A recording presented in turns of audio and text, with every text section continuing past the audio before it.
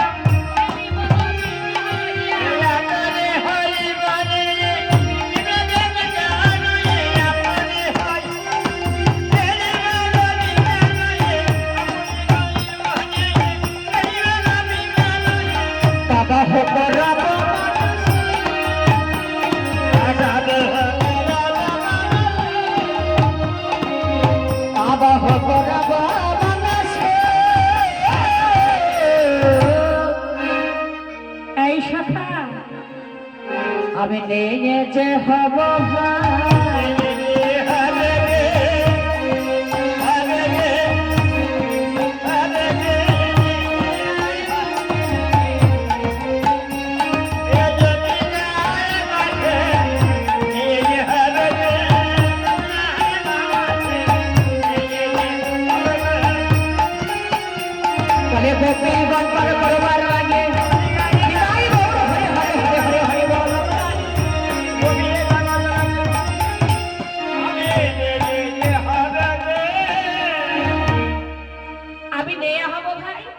যমুনার মাঝে গোপীদের পারাপার করবার, গোপীদেরকে পার করবো বলে আমি যমুনার মাঝে গিয়ে নৌকায় নাবিক হয়ে দাঁড়াবো। তাহলে শোন শাখা, তোকে সমস্ত আমি ভাড়া পাওয়ান দিলাম। এই বলে কানাই কি করলো? আপনার ধন বৎস সঙ্গে গড়ে দিয়া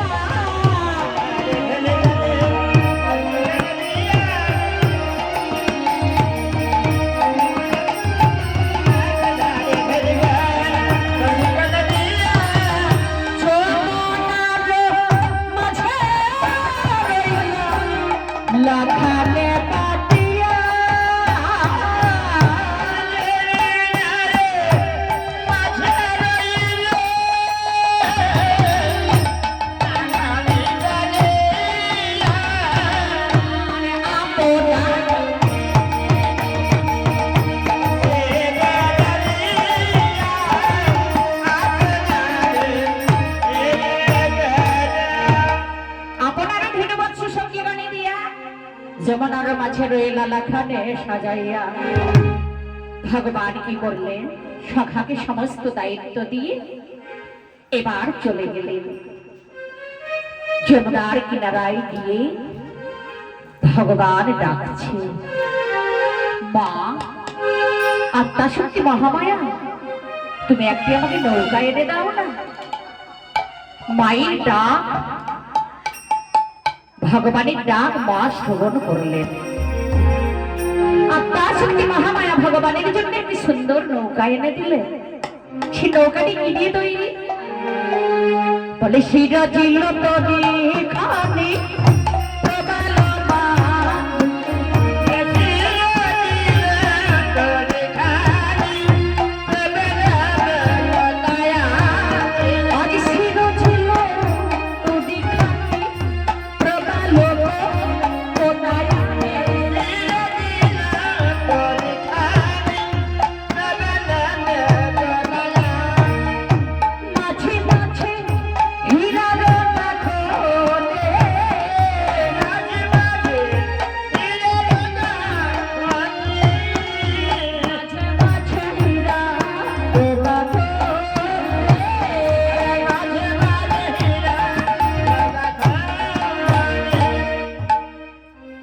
ভগবানের নৌকা মা মহামায়া সুন্দর করে সাজিয়ে দিল হিরে জহর মানিক প্রবাল মুক্তা দিয়ে। কেন? এহ জগতের কোন মানব যদি এই রত্নগুলো অঙ্গে ধারণ করতে পারে অনেক দামি, কিন্তু কিছু কিছু জিনিস যদি ধারণ করা যায় অনেক মঙ্গল হয়। তেমনি মা ভগবানের নৌকার জন্য সুন্দর করে সাজিয়ে দিল। আমাদের দেহটাও হচ্ছে নৌকা। এই দেহতেও যদি আমরা মানিক হিরে রতন কিছু গ্রহণ করতে পারি তাহলে আমাদের মঙ্গল হয়। তাই সুন্দর করে মা সাজিয়ে দিল। আর কি দিল? রাঙা হাতে দিল কেরবাল। ভগবান এবার সুন্দর ভাবে নৌকায় বসে বসে তার মোহন মুরলীকে হাতে নিয়ে এবার মধুর মধুর সুরে রাধে রাধে বলে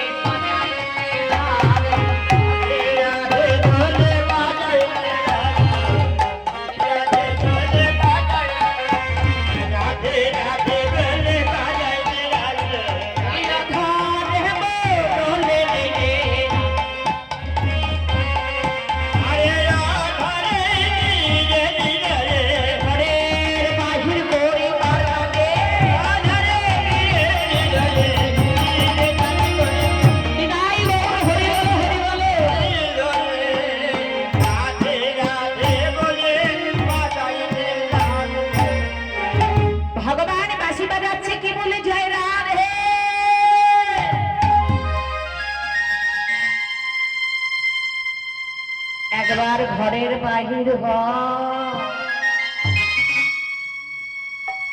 গোবিন্দের বাসির ধরে আকাশ বাতাস দিয়ে ভাসতে ভাসতে ব্রজের মাঝে এসে গেছে।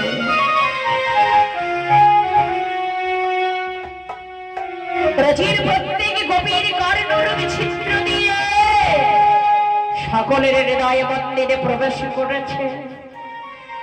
আজ ধ্বনি শোনে সুবদনে অধীর